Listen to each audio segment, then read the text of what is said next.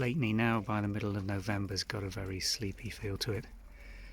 Come over on a Monday after a weekend's let. Visitors car park.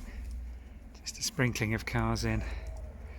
It's more the season for builders and plumbers, plasterers, electricians to come and start work on a lot of these cottages after a busy season's renting. High Street in the late afternoon is in quite deep shade at this time of year. Very little traffic. I'm stood right in the middle of the road. Usual Blakeney rush hour. Very peaceful and tranquil here. All the little lokes that make their way off the High Street at Blakeney. Again at this time of day, just starting to get a little bit of sun as the sun windles its way around towards the west. Might just be high enough to put a bit of sun down on these alleyways. And as I expected, sound of power tools as the building teams and repair outfits come in to do a lot of refurbishment work on these what are now very expensive little cottages.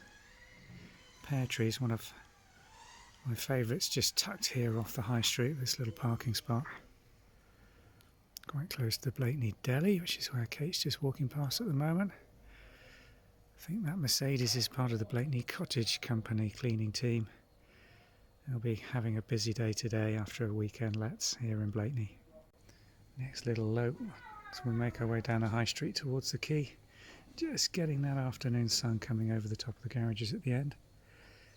Planted up really beautifully here. Traditional wildflower that seeds itself, hollyhocks. You can see all the seedlings coming up here in the base of the gravel where they just love the conditions. Lots of other plants against that house. Looks like a climbing hydrangea and Japanese anemones planted along the base. Blakeney Deli looking very tempting as usual.